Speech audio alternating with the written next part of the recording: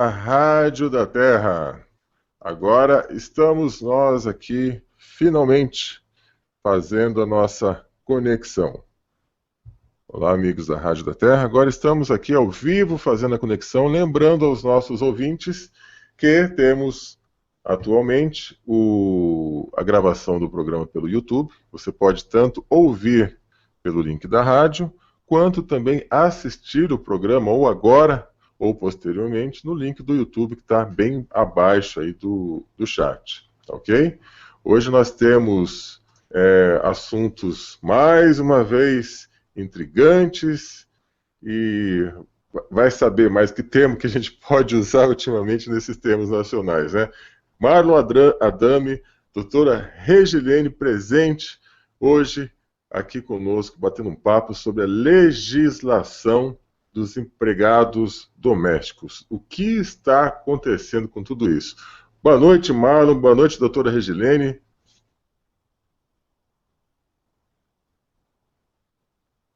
Opa, o som aqui deu uma sumida. Só um minutinho. Alô? Alô, deu? Opa, chegou. Beleza. Okay. Boa noite, Celso, boa noite, ouvintes. A gente vai fazer um programa um pouco diferente. Vamos dar uma ênfase maior a essa pauta que a gente já pré-agendou semana passada, que é essa nova legislação dos empregados domésticos. Mas antes da gente entrar nessa pauta, eu vou dar alguns toques aí de alguns temas mais urgentes, né? Mais da hora, né? Tá. Pra gente começar. Marlon, desculpa, só um minutinho antes da gente começar, porque depois que começar, não vai ter jeito, a coisa vai que vai. Deixa eu só fazer uma coisa aqui com vocês. Hoje eu viajei o dia inteiro viajando, atendimentos, e também fui em outra cidade para buscar produtos para a loja, né, que eu vou pessoalmente fazer isso, eu vou pessoalmente cuidar de cada produto, de cada novidade que eu trago para a loja. E aí, na hora do almoço, fui no shopping, lá perto, fui almoçar e vi algo aqui, não tem nada a ver com o tema de hoje, mas eu imagino que o pessoal aí da década de 80, finalzinho de 80, vai gostar muito do que eu vou mostrar aqui agora, relembrando que segunda-feira é dia das crianças, né? Olhem isso aqui, tá? Para quem está vendo o vídeo, vai lembrar disso. Quem se lembra disso aqui, para quem está vendo o vídeo? Lembra disso, Marlon? Gênios! Pois é, eu achei isso aqui, eu falei, eu não acredito nisso, né? Aí o que eu fiz? Eu comprei para brincar. Agora, para quem não está assistindo, eu vou fazer só uma partida aqui rapidinho. O Gênios é esse brinquedo que você tem que seguir, né, a sequência. Ele dá a sequência, eu vou ter que ir indo. Aí você memoriza e ao mesmo tempo tem um trabalho. Isso aqui é um trabalho muito sério, científico, chamado neuróbico, que é um treinamento para o lado direito entrar em harmonia com o lado esquerdo do cérebro. As pessoas que não fazem atividades neuróbicas são aquelas mais propensas a problemas no sistema nervoso central, problemas relacionados à esquizofrenia, mal de Parkinson, entre outros. Então, amigos, fica a dica. Brincar também é saúde. Esse é o Gênios e foi relançado. Está novamente no mercado o Gênios. Então, se você puder, compra um. Boa noite, amigos. Vamos lá. Todo seu agora. Celso, a notícia da hora é a sessão do TCU que acabou há poucos instantes. Com relação aos votos, né, de aprovação ou não do parecer do ministro Nardes, rejeitando as contas da dona Dilma em 2014. E o TCU, como era de se esperar, rejeitou as contas da dona Dilma em 8 votos a 0, foi unânime, né? Nem o advogado-geral da União conseguiu, com a sua sustentação oral, mudar o parecer ou a análise das contas da dona Dilma. Mas eu acho que ainda é muito cedo para que as pessoas festejem, né? Isso não é sinônimo que a dona Dilma vai cair, que o impeachment vai emplacar, que vão cassar o mandato dela, porque o TCU fez um parecer, apenas um parecer. Agora esse parecer vai para a Câmara dos Deputados e vai ter que ter aprovação lá também. E também vai ter que ter aprovação do Congresso. E a gente sabe muito bem que quando as coisas entram dentro do Congresso, elas não andam. Depende de como é que está o cenário lá dentro do Congresso. E a gente sabe muito bem que o nosso Congresso Nacional, ele é uma instituição que a cada dia que passa a confiabilidade decai cada vez mais. Nós temos aí o Cunha enrolado com contas na Suíça, nós temos o seu Renan também enrolado, nós temos todo mundo enrolado, né, em algum tipo de escândalo, algum tipo de maracutaia, né, e o Congresso, digamos, ele faz uma queda de braço com o Executivo. Então, da mesma forma como a gente observa que fazem 15 dias que eles estão aí empurrando com a barriga para terminar de votar os vetos da presidente, né, esse parecer pode simplesmente só ser votado ano que vem. Ou, quiçá, eles vão empurrar com a barriga e levar até 2017. Então, tudo depende agora da vontade do Congresso. Tá? E o Congresso Nacional, a gente sabe que não é mais a casa do povo e não é mais composta por representantes do povo. Né? São compostos por políticos que, antes da vontade da sociedade, têm os desejos e as vontades deles a serem concretizadas. Tá? Então, um primeiro passo foi dado, né? Mas é muito cedo para a gente fazer festa e comemoração da derrocada, né, do governo da dona Dilma. Eu separei também algumas outras pautas, que hoje eu vou fazer elas rapidamente, vou só mais informar, né, para a gente poder entrar no nosso tema, que foi um deles, que foi muito pouco comentado, foi o falecimento do ex-presidente do PT, José Eduardo Dutra, né, que faleceu e teve uma surpresinha para os seus companheiros de PT e para a família, que no dia do velório, um carro passou na frente do velório e espalhou panfletos contra o presidente Lula, contra o PT, contra o governo da dona Dilma, né? E que houve um repúdio muito grande do PT e dos seus líderes com essa atitude, entre aspas, desrespeitosa, né? Dessas pessoas que atiraram esses panfletos praticamente exibindo a sua indignação contra esses 13 anos de governo petista, né? Mas o que causou mais indignação dos petistas e dos familiares, né, foi que um dos panfletos continha a frase: petista bom é petista morto, né? É aquela coisa, cada um colhe o que semeia, né? O PT plantou uma semente extremamente daninha e hoje está recebendo da sociedade aquilo que eles semearam, né? Que é essa indignação, essa raiva, essa ira, né? Pelas pessoas observarem um país tão capaz de um progresso, de uma harmonia e de uma sociedade harmoniosa, e que o PT vem fazendo todas essas dilapidações, não só econômicas, mas políticas e também sociais, né? Muitos comentaristas disseram que o ato foi extremamente mau gosto, porque até na guerra, né, o luto é respeitado, né? Não se bombardeia o inimigo no momento de luto.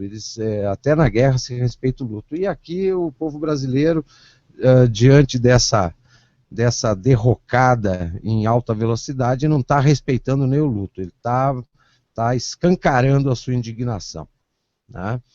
Nós tivemos também um outro fato muito pouco comentado, que foi uma invasão do MST, que trancou uma rodovia no Rio de Janeiro, agora no final da semana passada, foi na sexta-feira, e que, por infelicidade, o MST se deparou com um comboio dos fuzileiros navais. E aí o bicho pegou, né? O MST querendo trancar a estrada, os fuzileiros querendo passar, e o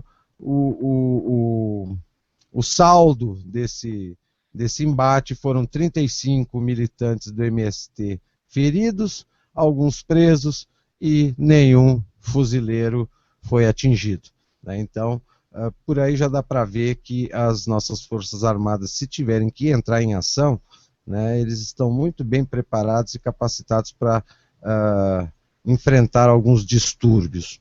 Uma outra curiosidade também que circula na rede, mas é muito pouco divulgada, é que a viúva do guerrilheiro Che Guevara, ela recebe R$ 9.800 por mês do governo brasileiro. Ela recebe uma pensão do governo brasileiro simplesmente por ser viúva de Che Guevara. Então, o contribuinte brasileiro não basta pagar todos esses impostos, todas essas benesses à classe política, ainda nós temos que ficar fazendo caridade, né, para a viúva do Che Guevara. E para finalizar esses comentários rápidos de hoje, né, o jornalista Paulo Francis, muito famoso nos anos 70, 80, e que era um correspondente da Rede Globo em Nova York, lá em 1996, ele proferiu a seguinte frase: os diretores da Petrobras põem dinheiro na Suíça, roubam em subfaturamento e superfaturamento, constituem a maior quadrilha que já atuou no Brasil. Então, roubalheira, corrupção, dilapidação do patrimônio nacional, seja ela estatal ou seja ela privada, inclusive, né? Porque hoje o PT conseguiu dilapidar até o patrimônio privado, enrolando a iniciativa privada nas suas maracutaias, né? Não é uma novidade, né? Então, a classe política, ela não adianta ela querer dizer que isso é uma coisa recente, eu não sabia, tal, porque essa prática ela é velha. E levando em consideração que essa afirmação do Paulo Francis foi feita em 96, né? Então, desde o primeiro mandato do seu Fernando Henrique Cardoso, isso já era uma prática costumeira da classe política dentro dessa que é meio difícil afirmar hoje, mas que foi a maior estatal brasileira, né? Mas para a gente dar entrada na nossa pauta, que é a questão da nova legislação dos empregados domésticos, eu gostaria de iniciar, e depois eu passo a palavra para a Regilene, falando o seguinte: que empregado doméstico não é e nunca foi um tipo de trabalhador criado pelo sistema capitalista contemporâneo, moderno. O empregado doméstico ele existe praticamente desde que o mundo é mundo. Desde a antiguidade existem empregados domésticos, né? Se a gente for resgatar o Egito Antigo, a Grécia Antiga, a Roma Antiga, existiam empregados domésticos. Sempre existiram, né? Sendo que eram pagos de outra forma, né? Mas eles recebiam remuneração. Seja ele casa, comida ou roupa lavada, né? Ou a participação no convívio e com as benesses palacianas, né? Ou de qualquer outra maneira, algum escambo, né, entre o contratante e o contratado. Na Idade Média, da mesma forma, empregados domésticos também existiam, né? Muitos, inclusive, com título de nobreza, que foi o caso da França absolutista, onde quem eram os empregados domésticos? Eram as condessas, as baronesas, né, que para viver dentro do Palácio Real faziam todo o trabalho doméstico, ou grande parte dele, né, para poder conviver ao lado do rei e da rainha, né. A partir do momento em que a gente tem explicitamente o modelo escravista, né, escravagista, na América do Norte e principalmente aqui no Brasil, o empregado doméstico passa, os trabalhos domésticos passam a ser feitos pelas escravas. Tá? O problema é que o escravo, tá, o trabalho doméstico não era um trabalho escravo, ele era um trabalho feito por uma escrava, porém essa escrava vivia e tinha algum retorno do trabalho que ela executava na casa grande. Como, por exemplo, a escrava, ela não dormia na senzala, a escrava não comia a comida da senzala, a escrava não ficava presa às correntes, né, como os demais escravos.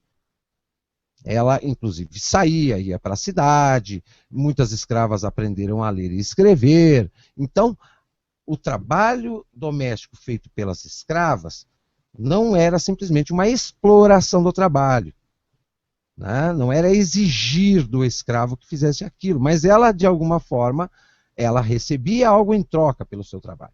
E aí nós temos o sistema capitalista, aonde, através dessa cultura, né, que iniciou com os escravos fazendo o trabalho doméstico, e que também o empregado doméstico era um sinal de status social, porque quanto mais empregados domésticos os fazendeiros, os senhores tinham, era mais uma forma deles exibirem o seu status quo econômico, né, de mostrarem que eles eram ricos, né, quanto mais escravos, mais riqueza eles mostravam. E o capitalismo, ele passou inseriu o trabalhador doméstico, né, o empregado doméstico, dentro da cultura, e sempre o empregado doméstico teve a sua remuneração, né, inclusive com outras benesses proporcionadas pelo empregador. Só que hoje a gente se depara com uma realidade econômica extremamente diferenciada, né, dessa evolução histórica do empregado doméstico, em que essa equiparação do empregado doméstico com um trabalhador, um empregado de uma fábrica, de uma loja, o trabalhador, no caso de linha de produção, fica meio complicado da gente equiparar ambos, né? É aquela coisa, dentro dessa política de mentalidade socialista, né, sindicalista e tudo que é ista que a gente se depara, eles sempre pregam aquela velha máxima de que todo mundo tem direitos, mas eles não observam se esses direitos ele tem um alicerce, ele tem uma base para que eles possam ser aplicados. E nesse quesito, a partir de agora, eu passo a palavra para Regilene, que ela é muito mais expert e conhece muito mais profundamente o assunto e vai poder esclarecer questões não apenas jurídicas, mas algumas hipóteses extremamente viáveis a respeito dessa legislação e dessa realidade que o empregado doméstico iniciou a partir da aprovação dessa legislação. Ok, Marlon, obrigado pela abertura. E vamos passar agora a doutora Regilene com o título que está divulgado nas redes sociais de talvez o fim dos empregados domésticos. Boa noite, dona Regilene, é isso mesmo? Boa noite, Celso. Boa noite, senhores ouvintes. Celso, eu quero combinar uma coisa contigo. Do resuminho que eu fiz aqui, para nós podermos conversar, eu já tenho 20 laudas, o que, óbvio, não vai dar para nós esgotarmos hoje. Então, eu pensei alguns aspectos que eu reputo mais importantes, e se os ouvintes se interessarem, se tu quiser, nós podemos criar um segundo encontro para nós complementarmos todos esses novos direitos que foram criados a partir da Lei Complementar número 150. Em relação ao que o Marlon colocou, eu tenho a impressão que, pelo rigorismo que foi traçado nessa lei complementar e a forma legislativa escolhida, né, nós temos uma lei complementar. A diferença da lei complementar para uma lei ordinária comum, né, é o fato da dificuldade na sua alteração. O quórum para alteração da lei complementar número 50, que passou desde o dia 1º de junho deste ano a regulamentar os direitos cogentes dos empregados domésticos, o quórum dele é qualificado, não é quórum comum. Então, até por isso, eu comecei a analisar e a ver que potencial alteração dessa legislação, mesmo diante de um volume expresso de demissões que venham a acontecer e que já estão acontecendo, essa alteração vai ser um pouco mais dificultosa. Bom, então por que eles fizeram isso? Eles fizeram isso, segundo não só o meu entendimento, mas o entendimento de uma série de colegas, um número expressivo de colegas que militam na área trabalhista, e alguns juízes, inclusive, na tentativa de acabar com esse tipo de trabalho, de prestação de serviço. O brasileiro, o Marlon acabou de explicar que o emprego doméstico, tal como qualificado, tanto já era qualificado antes na Lei 5859, como continua sendo qualificado hoje no artigo 1º da Lei Complementar número 150, é um trabalho que é prestado dentro do âmbito de uma família, dentro de uma residência, no âmbito familiar, sem finalidade lucrativa.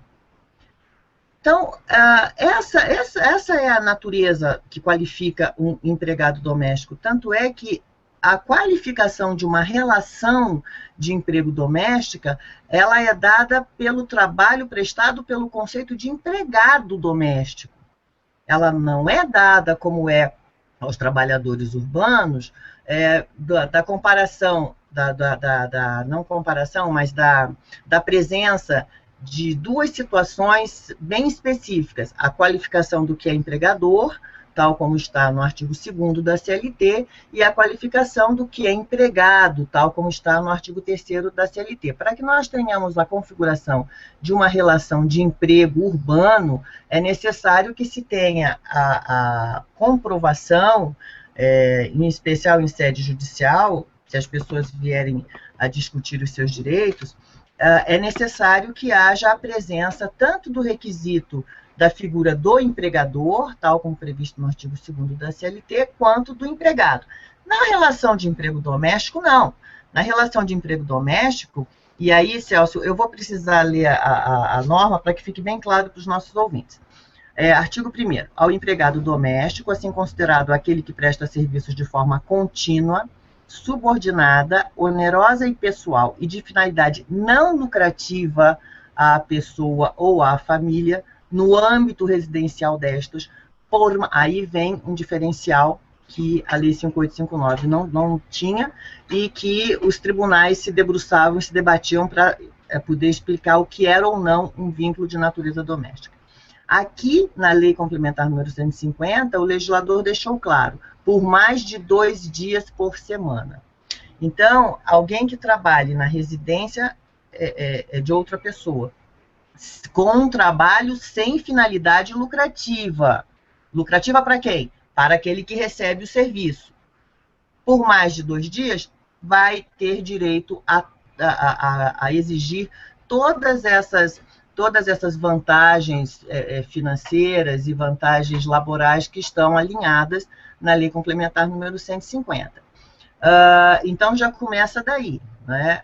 O TST, até a entrada em vigor dessa legislação, ele previa que a partir de 3 dias, mas vem o legislador e diz que não, a partir de 2. Aí, Celso, começa os senões que me levaram a concluir que a finalidade dessa lei é acabar com este tipo de serviço, não obstante ele não ter este cunho escravocrata na sua origem, na sua base, né? Mas assim ter sido tratado pelas pessoas aqui no Brasil, né? É vedada, parágrafo único do artigo 1º, é vedada a contratação de menor de 18 anos para desempenho de trabalho doméstico. Então, aquelas pessoas que costumavam trazer para dentro da sua família, principalmente pessoas do interior, meninas, né, adolescentes do interior, não, deixa eu levar para trabalhar aqui na minha casa, para trabalhar, deixa eu levar para que ela possa estudar, né, para que ela possa começar a se inserir no ambiente de cidade grande, para que ela possa vencer na vida, deixa eu levar para eu criá-la, né?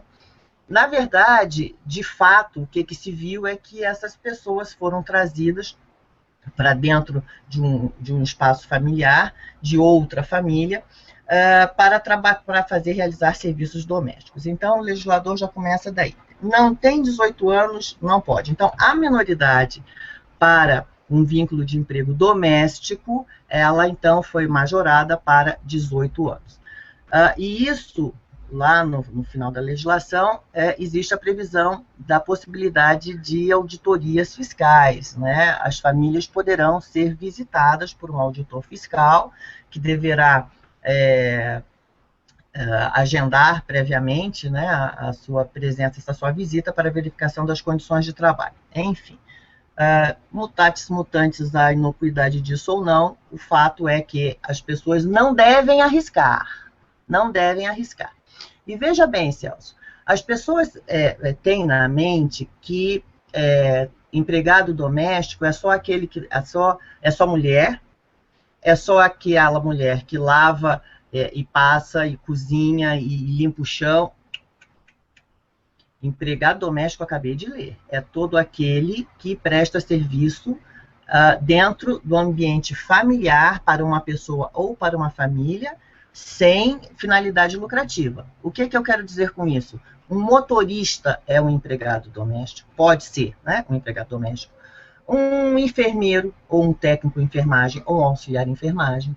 Um professor, desde que aquele serviço prestado por aquela pessoa seja no âmbito da família, né, para alguém da família, aquele vínculo será considerado vínculo doméstico.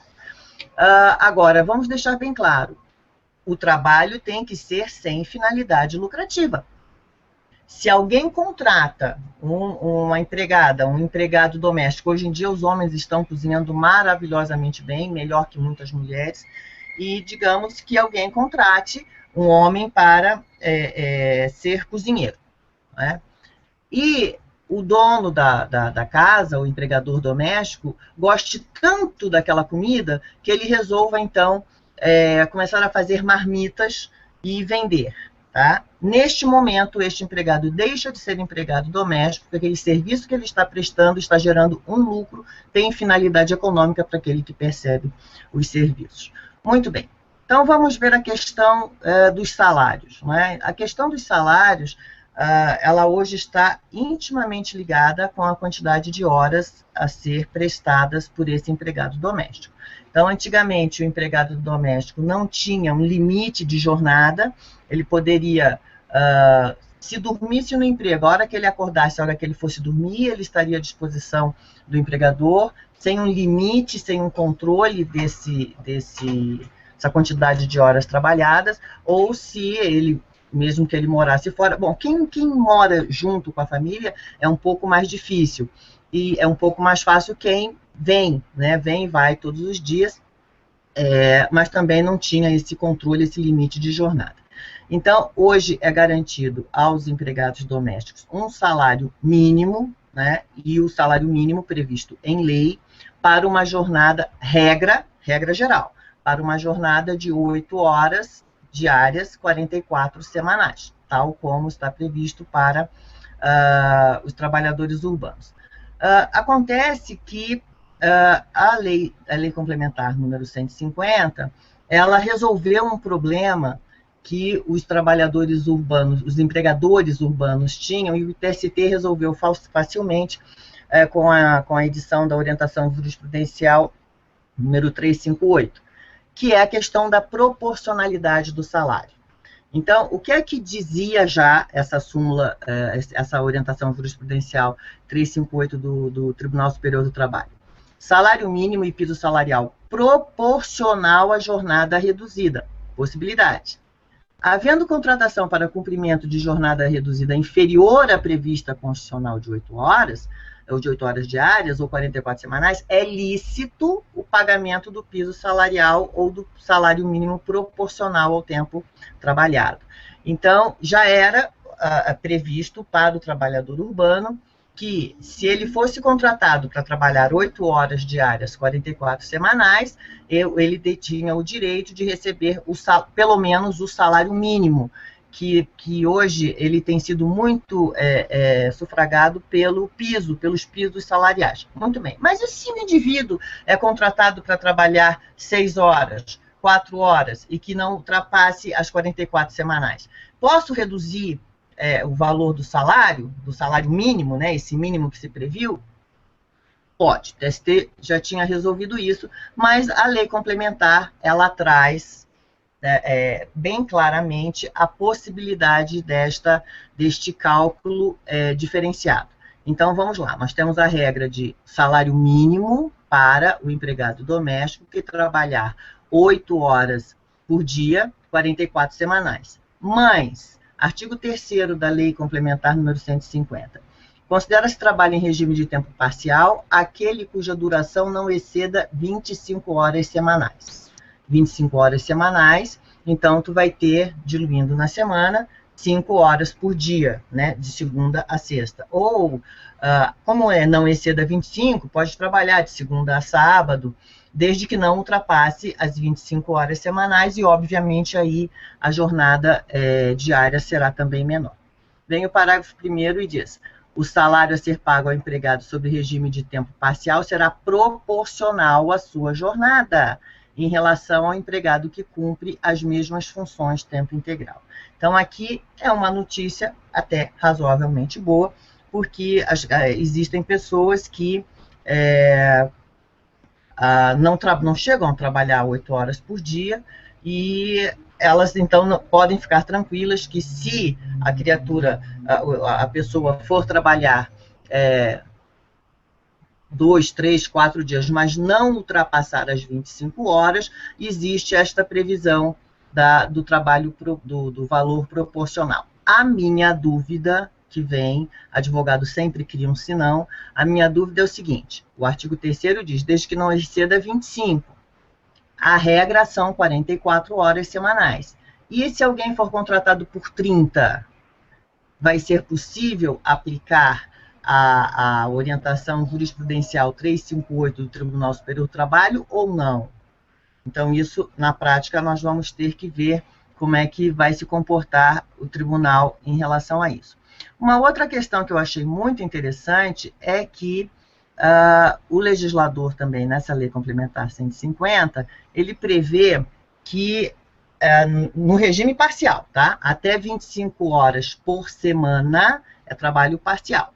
Mas aí ele pode trabalhar de 1 a 6 horas, no máximo, como extra. Então, veja bem, olha só a complicação. Eu contrato por 5 horas por dia, de segunda a sexta. Mas o meu empregado doméstico, ele pode trabalhar de 1 até 6. Se ele trabalhar 1, ele já vai trabalhar 6 horas. Se ele trabalhar 3, ele já vai trabalhar 8. Mas ele está dentro desse sistema, porque a contratação dele são 25 horas semanais. Eu quero deixar bem claro para os nossos ouvintes que não ousem tentar burlar a lei e contratar numa jornada de 25 horas semanais, até 25 horas semanais, e para poder pagar um salário menor, né? E pagar, eu pago a hora extra. Então, eu vou, afinal, eu contrato 5 dias na semana por 5 horas e pago 3 horas extras por todos os dias, tenho as minhas 8 horas. Né? Muito bem. Errado.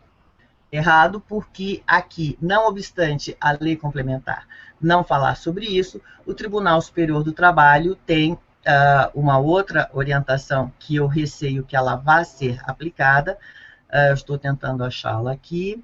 É a súmula número 85, que diz que se essas horas, se elas forem habituais, né, nós vamos voltar à questão do acordo escrito, para que haja compensação de horas trabalhadas como extra e não ser remunerada como tal, é preciso haver um acordo escrito. Então, se o empregador doméstico contratar por uma quantidade de horas, tá? E transformar as horas extras em horas ordinárias, ele vai ser desconsiderado esse acordo de compensação, além daquelas horas a mais serem pagas como extraordinárias, aquelas que deveriam ser compensadas também serão remuneradas com aí só com um adicional de 50%. Então, o legislador, nesse ponto, ele amarrou muito bem amarrada a impossibilidade de se contratar, ao invés de se contratar com salário mínimo, né, que hoje está 700 e poucos reais, não, então eu vou contratar por 25 horas, até 25 horas eu vou fazer um salário menor e vou pagar hora extra. Não façam isso, porque a legislação prevê, né, a possibilidade, como o nome está dizendo, extra é extra, não é ordinário. Então, eventualmente, o empregador precisar e o empregado puder realizar aquela hora extra, aquilo tem que ser extraordinário e não se transformar numa jornada comum. A diferença do contrato a partir de 25 horas semanais e até 25 horas semanais vai refletir na questão das férias, né? As férias, também no artigo 2º, parágrafo 3º, no artigo 3º, parágrafo 3º da LC 150, ele prevê tanto quanto é previsto para o trabalhador urbano e para o trabalhador doméstico que trabalhe até 44 horas semanais, existe uma escala, até tantas faltas, tantos dias, e para quem tem uma jornada contratada proporcionalmente, uma jornada parcial, o número máximo de dias de férias será 18 dias, e o mínimo 8 dias. Muito bem. Bom, e o empregado que é contratado 44 horas semanais, 8 horas diárias? A lei complementar, a não ser que eu esteja enganada, a lei complementar 150 não previu essa como previu para a jornada parcial, ele não previu o limite de horas extras. Então, segundo o meu entendimento, quem for contratado além das 25 horas, portanto, vai cair na regra geral, ele poderá trabalhar até 2 horas suplementares, né, no limite máximo de 2 horas suplementares. Bom, tanto num quanto no outro, né, é possível haver a compensação da jornada. O que é isso? O empregado foi contratado para trabalhar, vamos para a regra geral, 8 horas, né, diárias, e ele trabalhou 2 horas diárias na semana, tá? Ele pode compensar, né, na semana seguinte, no mês seguinte, até 1 ano, como nós vamos ver mais adiante. Poderá haver essa compensação, mas desde que haja um acordo escrito, não vale acordo verbal. Até porque não se terá como provar em sede judicial, né? Então, diz aqui a lei que poderá ser dispensado o acréscimo de salário, ou seja, o empregador não precisará pagar aquele adicional de horas extras, que é de 50% ao valor da hora normal, ele não precisará pagar, se houver, por acordo escrito, a compensação dessa jornada máxima em outro dia da semana ou em outro dia do mês. Muito bem, das jornadas. A lei complementar, já falamos da duração de 8 diárias máximas e 44 semanais, mas ela traz uma novidade. Ela já no artigo 2º, parágrafo 2º e 3º, ela traz a fórmula para se calcular o salário hora e o salário dia. O salário hora ele deixa claro, ele explicita, em caso de empregado mensalista, será obtido dividindo-se o salário mensal por 220 horas, salvo se o contrato estipular jornada mensal inferior que resulte em divisor diverso. Né? O salário hora, para os nossos ouvintes entenderem e poderem calcular os seus, pega-se a quantidade de horas trabalhadas na semana, né? Divide-se por 6, porque sábado legalmente é considerado dia útil não trabalhado, e multiplica-se por 30. Não, calma. Isso é do salário dia. Pega-se o salário, o valor do salário, né? Do salário, divide-se pelo número isso aqui é uma confusão. Quantidade de horas semanais, divide-se por 6, né? Que é o dia útil não trabalhado, e multiplica-se por 30. Aí se vai achar peraí, deixa eu ver aqui, que até eu me confundo disso. Que dá o 220, então deixa eu ver. 44 dividido por 6, isso mesmo. 44, pega-se o valor do salário, né? Divide-se pela quantidade de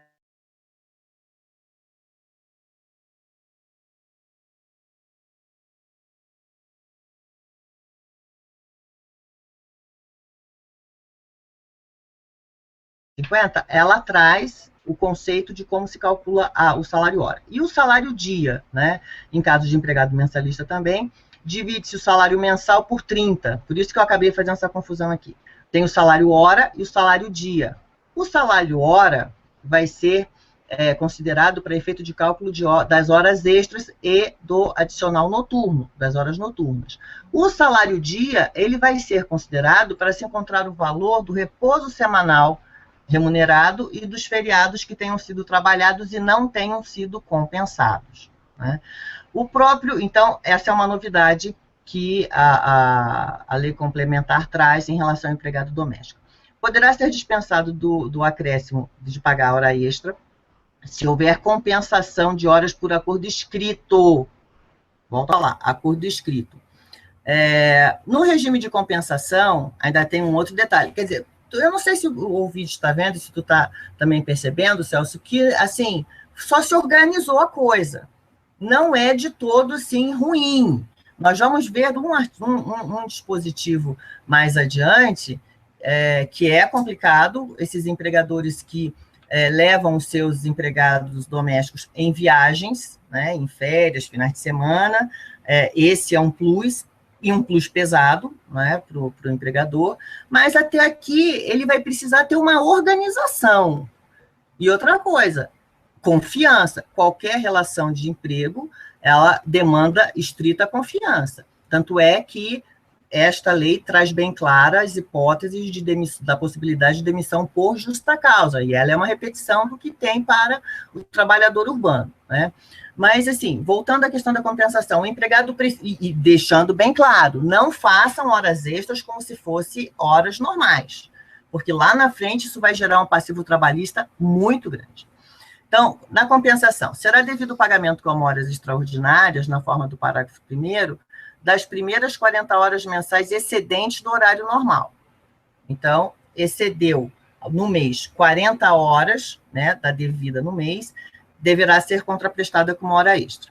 Essas horas extras, no entanto, poderão ser deduzidas sem o correspondente pagamento em função de redução do horário normal de trabalho ou de dia útil não trabalhado durante o mês, ou seja, a compensação.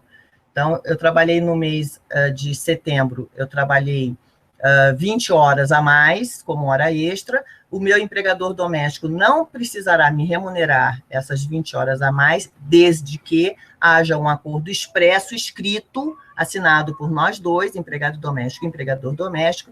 Então, eu terei 20 horas para compensar no mês de outubro, tá? Num prazo máximo, essas compensações, elas podem se acumular num prazo máximo de 1 ano, que é o que diz o inciso 3º. O saldo de horas que excederem as 40 primeiras mensais, com a dedução prevista no artigo 2º, quando for o caso, será compensado no período máximo de 1 ano. Então, tem 1 ano aí para haver esta compensação. Bom, se chegar a rescinar, a hipótese de rescisão contratual e o empregador não tiver compensado todas essas horas extras que existam ainda, o empregador deverá, então, quitá-las, no momento da rescisão contratual, deverá quitá-las com base no valor da remuneração da quitação, do momento da quitação. Não é com base no valor da remuneração do mês que ele terá feito as horas extras. Os intervalos previstos nessa lei, o tempo de repouso, as horas não trabalhadas, os feriados e os domingos livres em que o empregado que mora no local do trabalho, nele permaneça, não serão computados como horário de trabalho. Então, tanto quanto não é para os outros empregados, o empregado que mora na residência, o empregador vai ter que ter um cuidado muito maior, porque ele tem que verificar os intervalos intra-jornada, entre jornada, a questão do repouso semanal remunerado e dos feriados não trabalhados, e dar um jeito do empregado não ficar no espaço à disposição do empregador, porque ele depois vai, provavelmente, não sei como, mas ele poderá vir a conseguir comprovar que ele morando na casa, ele não teve respeitado esses direitos, e o empregador vir a ser condenado lá na frente. O trabalho não compensado prestado em domingos, feriados, deve ser pago em dobro, isso não existia. Então, o empregado tem direito, nós vamos ver mais adiante já, o repouso semanal remunerado dos empregados domésticos é igual ao dos urbanos, preferencialmente aos domingos, tá? Mas ele não trabalhou, ele trabalhou no domingo, ok. Ele vai, então, compensar, né? O empregador terá que dar uma folga compensatória para ele na semana. Tá? Folga compensatória. Não confundam com banco de horas, de compensação de horas extras.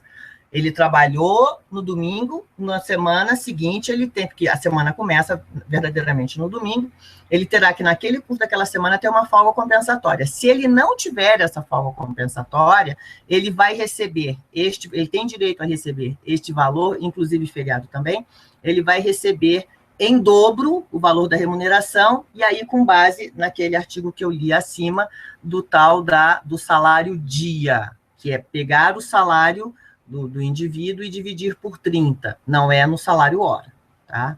Ele vai fazer jus a esse valor em dobro, se não houver compensação. Então, senhores empregadores domésticos, prestem muito bem atenção.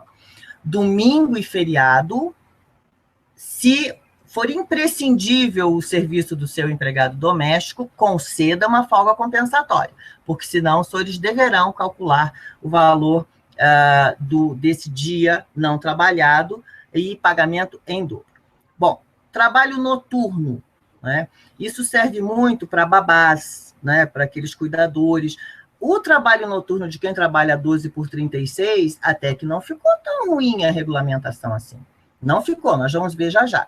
Mas, e o trabalho noturno para quem trabalhe normalmente, que não seja em jornada de 12 horas de trabalho por 36 de descanso, o que é considerado como horário noturno é o mesmo do trabalhador urbano, das 22 horas de um dia até as 5 horas do dia seguinte.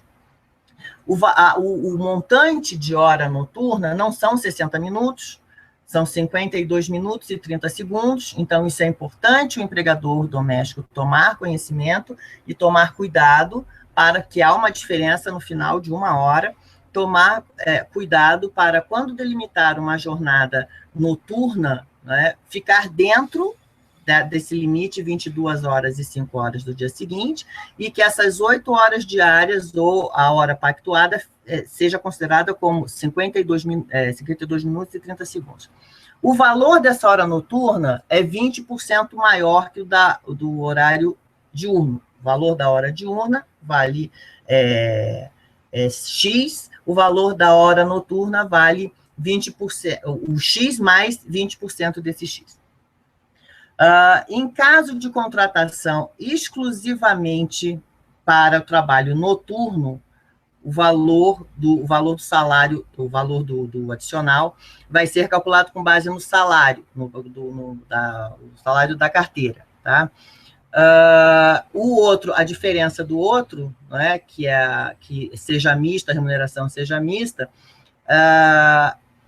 nós vamos ter a diferença de outros acréscimos no salário que eu acabei até esquecendo de dizer. Vou só falar rapidamente, se eu voltar lá para cima, depois eu não continuo. Tudo que as horas extras e as horas noturnas que forem pagas ao empregado, ela integra a remuneração.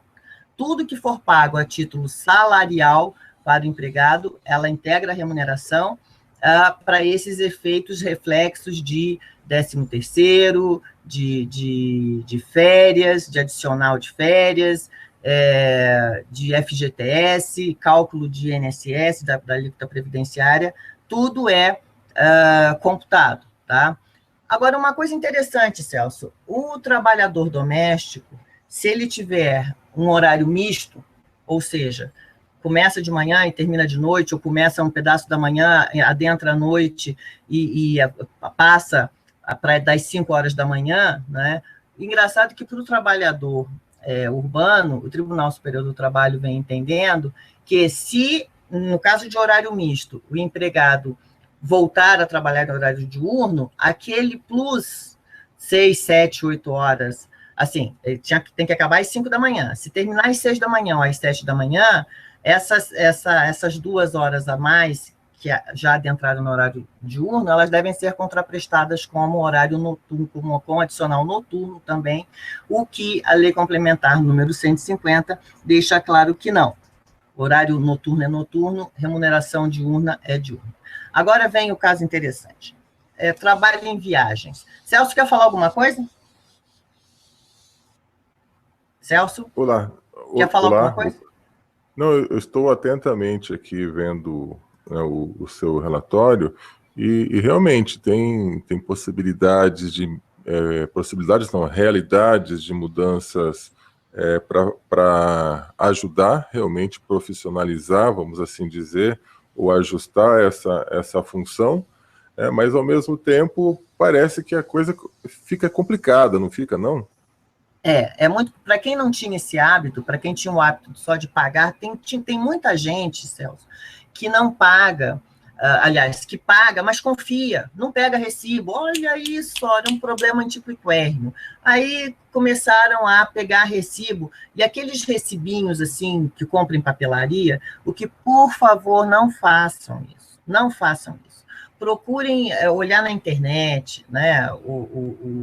Se não me engano, isso eu vou ficar te devendo, o Simples Doméstico, que entrou em vigor agora dia 1º de outubro, eu estava lendo, e pelo que eu entendi, existe um sistema disponibilizado pelo próprio governo que o empregador preenche os dados, não é?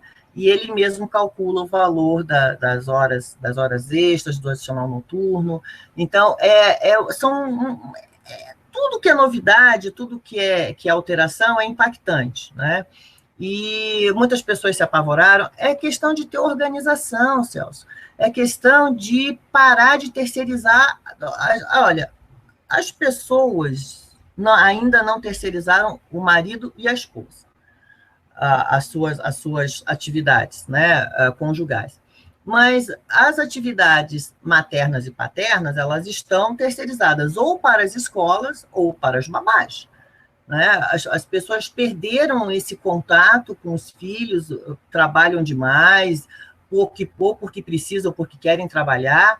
O que o legislador vai colocar nos eixos é dizer o seguinte, olha, você não vai poder ter a sua vida normal, como você tinha antes de ter filho, né? Ou, às vezes o marido se torna um filho também, mas, enfim, as mulheres e os homens vão ter que se combinarem, né, para assumirem parte da atividade da atividade doméstica, um jantar, por exemplo, a empregada deixa já pré-arrumado e um dos dois, ou o filho, sei lá quem, alguém da família, coloca no micro-ondas ou coloca para esquentar, serve a mesa, enfim, principalmente para quem tem empregado que mora na residência. Né? Para quem mora na residência, isso vai ser uma adaptação muito cruel.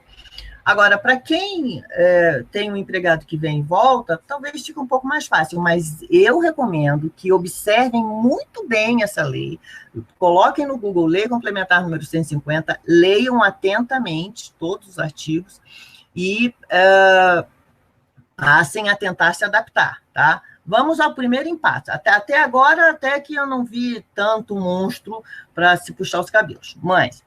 Artigo 11. Em relação ao empregado responsável por acompanhar o empregador prestando serviços em viagem, serão consideradas apenas as horas efetivamente trabalhadas no período. Até aí tudo bem, o que é uma dificuldade. Veja bem, tu viaja em férias com os filhos e leva a babá. Como é que tu vai ter... A babá normalmente dorme no apartamento destacado para os filhos, mesmo que seja conjugado com um dos pais, né? Como é que tu vai conseguir fazer esse controle de jornada em viagem? Mas tu vai ter que fazer, porque a lei é clara em dizer que esse controle é do empregador. Seja manual, seja mecânico, ele tem que fazer esse controle. Então, em relação ao empregado responsável, empregado doméstico, para viajar com o empregador doméstico, ele vai ter considerado só as horas efetivamente trabalhadas, podendo ser compensadas. As horas extraordinárias, elas também poderão ser compensadas na forma como nós já vimos lá em cima, tá? Agora, o detalhe, esse acompanhamento do empregador, ele só vai poder ser feito se houver um acordo escrito entre as partes. Não adianta o empregador chegar e falar, mês que vem nós vamos viajar, e vamos. Aqui, o poder diretivo do empregador doméstico está mitigado. O empregado, a lei é clara, o acompanhamento do empregador pelo empregado em viagem será condicionado à prévia existência de acordo escrito entre as partes. Então, o empregado doméstico vai ter que anuir em viajar com o empregador. Tá? Vamos cair naquela máxima de que eu concordei em assinar isso aqui, que senão eu perdi o emprego, eu preciso do emprego, tal. Vamos cair nisso, mas aí isso já vai ser problema de sede judicial. É bom que os empregadores conversem, né? Olha, eu preciso, depois haja uma barganha, vamos colocar assim, até porque as horas extras, se você for viajar, você vai ficar mais tempo trabalhando, você vai ter mais tempo, sei lá, combinem ele ficar mais dias de férias, né, para compensar. Olha, quando você for tirar seus 18 dias de férias, seus 24 dias de férias, você compensa ali que você fica mais... Enfim, faça um ajuste combinado, né, e sério, e escrito. Agora vem a parte mais legal, Celso. A remuneração hora do serviço em viagem será de, no mínimo, 25% superior ao valor da hora normal. Então, senhores empregadores domésticos, prestem muito bem atenção quando os senhores decidirem viajar com a família, ou no caso, a gente está falando de babá, de empregada doméstica, mas existem cuidadores, né? Existem enfermeiros, técnicos em enfermagem, que já vimos que são todos empregados domésticos. Nesse caso, né, dentro da família, a hora normal do serviço em viagem já é acrescida de 25. Se ele fizer hora extra e não compensar, vai acrescer mais 50. E se ele trabalhar em hora noturna, vai crescer mais 20, ou seja, um acréscimo de 95% na hora do empregado que estiver prestando seu serviço em viagem. Aí sim, Celso, aí pesa, aí vai pesar. Então, é preciso que as pessoas pensem muito bem, revejam o seu comportamento, e é por isso que eu disse que o legislador, quando criou essa regra, ele vai botar muita gente para correr. Mas, enfim, não adianta querer exercer a adivinhação, vamos tratar da lei bem clara como ela está posta. Do controle da jornada, né? Para o trabalhador urbano, o empregador que tiver mais de 10 empregados ele é obrigado a ter o controle de jornada. O empregado que prestar serviço externamente, né, ele não está submetido a esse controle de jornada, até porque nem tem como fazer esse controle de jornada. Mas aqui no trabalhador doméstico, no empregado doméstico, não. É obrigatório o registro do horário de trabalho do empregado doméstico por qualquer meio, manual, mecânico ou eletrônico, desde que idôneo. Aí, Celso, eu vou te perguntar. Uma pessoa semi-analfabeta, como é que ela vai fazer como é que ela vai registrar esse... Que aí agora vamos cair para aquele tipo de serviço que é o mais comum, que nós vemos, né, de pessoas que são a dona de casa número 2. Né? Como é que ela vai fazer esse controle? Como é que o empregador vai fazer esse controle se ela não souber ler e escrever? Né? Esse é um problema que nós vamos ter que enfrentar lá na frente. Outra coisa, se esse controle, se manual, se esse controle for invariável, todo dia ela nota que ela entrou às 8 e saiu ao meio-dia, e aí parou para almoçar, saiu ao meio-dia para o intervalo entre a jornada, voltou às 14 e saiu às... Todo dia, do dia 1º ao dia 30 ou 31 ou 28 ou 29, se for fevereiro. Esse controle de ponto para o trabalhador urbano, a justiça não admite. Esse controle não será válido. Como é que tu vai fazer os teus empregados domésticos entenderem que eles precisam olhar no relógio e anotar, eu cheguei às 7h58, eu saí às 18h52. Como é que tu vai fazer esse tipo de controle se for manual?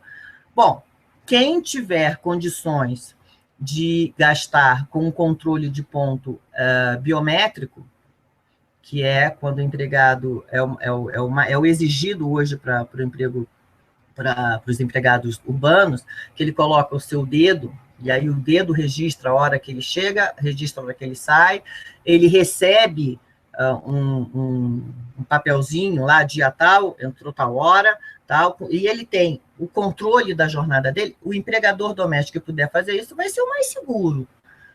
Agora, aquele controle eletrônico de antigamente, né, o controle mecânico de antigamente, bom, enfim, cada um procure o seu método de melhor controlar, agora sabendo, Celso, que esse controle assim, objetivo e invariável, né, ele muito provavelmente será rechaçado, será refutado pelo Poder Judiciário.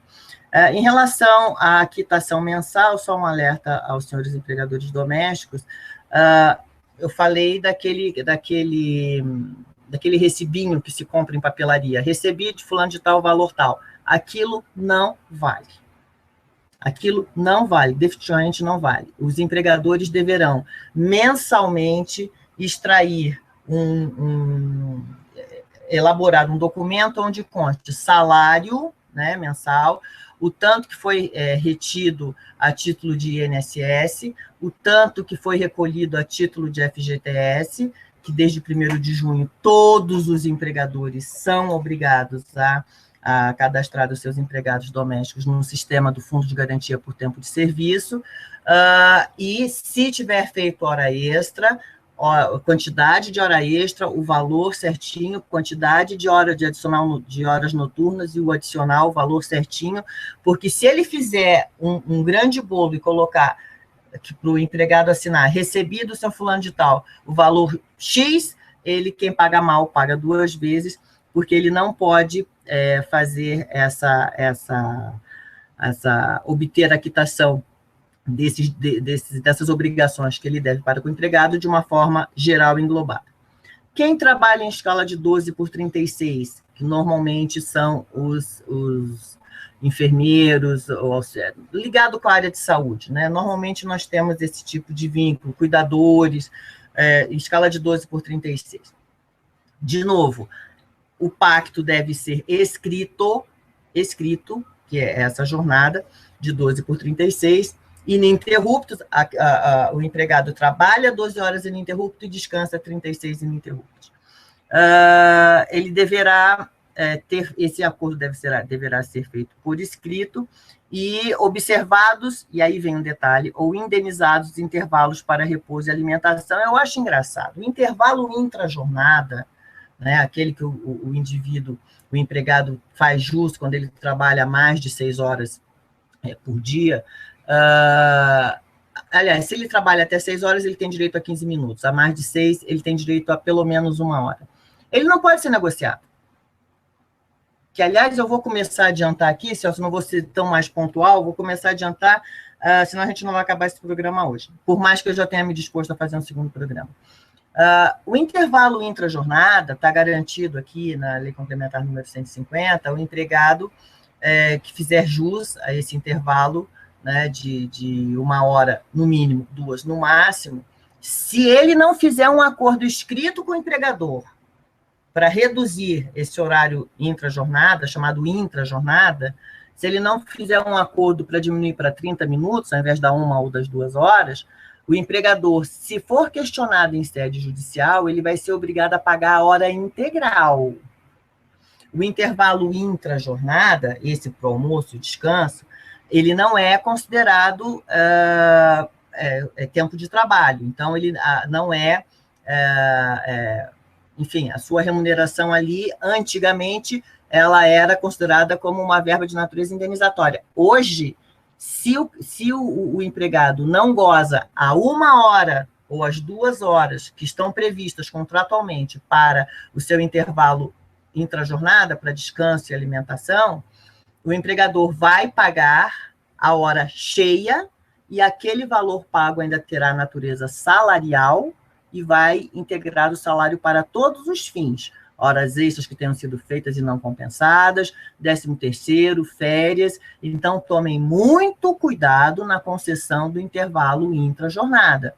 Tem que ser pactuado expressamente no momento da contratação e tem que ser rigorosamente observado. E esse rigorosamente parou para almoçar, vai lá e anota.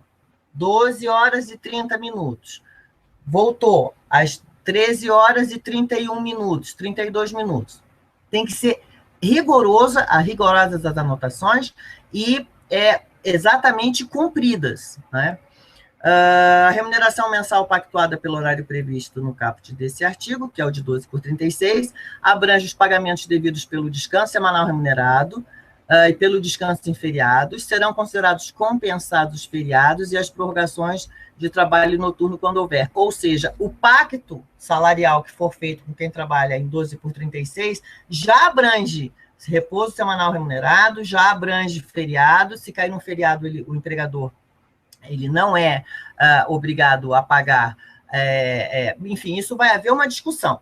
Pela interpretação literal do que eu estou vendo aqui, o empregado que trabalha 12/36, ele vai ter direito a receber o salário e a descansar as 36 horas, tá? Independente, o adicional noturno vai ser devido, né?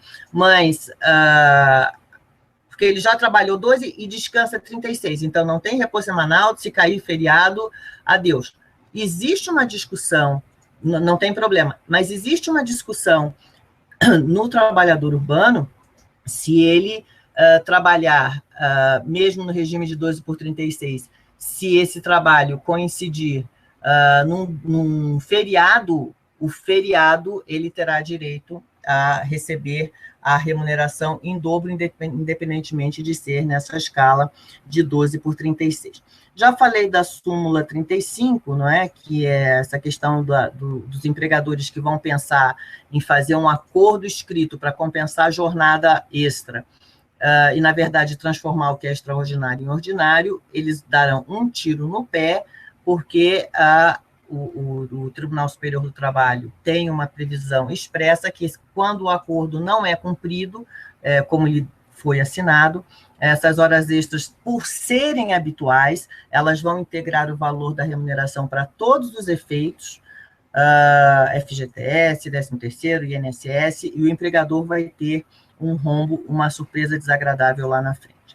Falamos do intervalo intra-jornada, o intervalo entre jornada. O intervalo entre jornada ele é de 11 horas consecutivas, a exceção desse de 12/36. Qualquer empregado doméstico diariamente, ele tem direito a um intervalo entre o término de uma jornada e da outra de 11 horas. Se esse intervalo não for observado, ele vai ser considerado como hora extra. Os feriados que não forem compensados, o valor vai ser pago em dobro, né, na forma da Lei 605, porque existe uma norma expressa na Lei Complementar 150 que diz que a Lei 605, que é a que fala do repouso semanal remunerado dos trabalhos em feriado. Quanto à Lei 4.090, que trata do 13º salário, elas são aplicadas aqui observando-se as peculiaridades do serviço doméstico. Então, sem prejuízo da remuneração relativa ao feriado, né, se ele não for compensado, ele vai ser pago, deverá ser pago em dobro. Tu tá vendo, Celso? É assim, ó, as pessoas estavam acostumadas a ter um empregado doméstico que ficava de domingo a domingo, né? Então, agora, quem já não tinha isso, não vai ter muito problema, mas quem tinha vai ter que se adaptar a isso, porque senão vai só engrossar a fileira. Porque essa questão de compensar a jornada, se não tiver um controle muito grande também, lá na frente passou um ano e ela vai acabar criando um passivo trabalhista muito grande. O 13º é a mesma coisa dos empregados urbanos, até entre o dia 1º de fevereiro e 30 de novembro de cada ano paga-se a primeira parcela, e até o dia 20 de dezembro paga-se a segunda parcela, com base no valor da remuneração de dezembro. Esse valor que é pago adiantado, ele é quando chega no 13º, que aconselha-se a fazer como se faz na atividade privada, pegar um recibo específico, 13º salário, né? Valor da remuneração em dezembro, R$2.000. Quanto que foi pago da primeira parcela? Foi o salário de dezembro, houve um aumento, tá? O salário de dezembro é 2.000, mas o salário dele, quando da primeira parcela, era 1.000.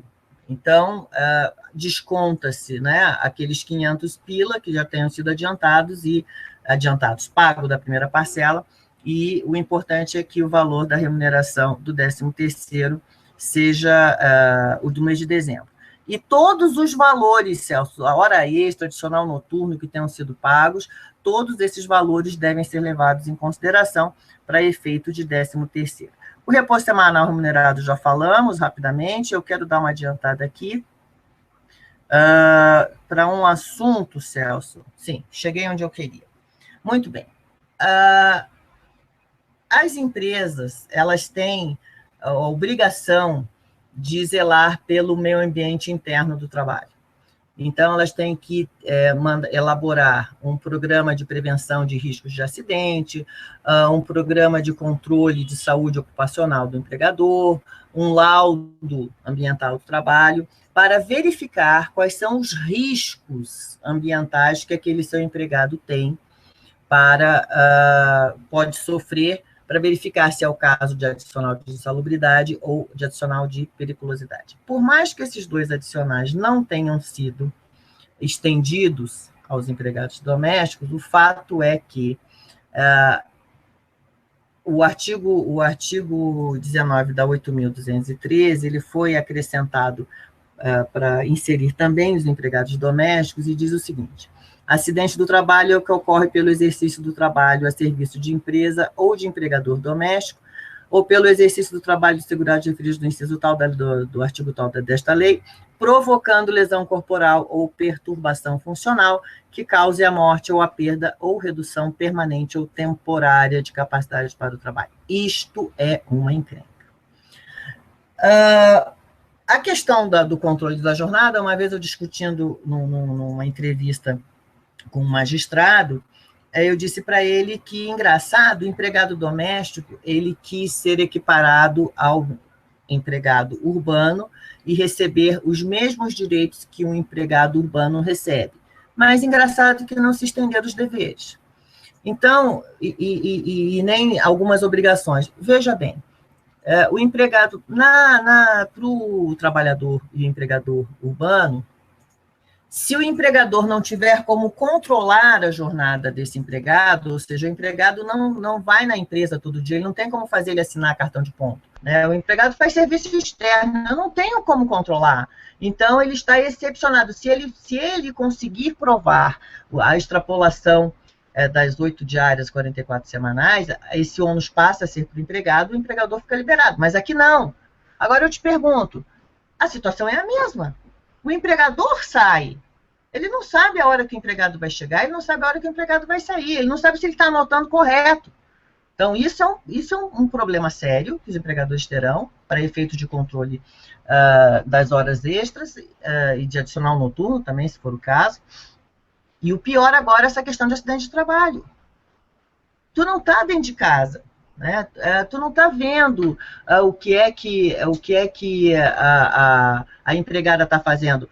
Outro dia eu estava numa outra reunião, eu estava comentando, imagine se tem-se uma babá e uma empregada que faz os serviços gerais, mas as duas não se bicam.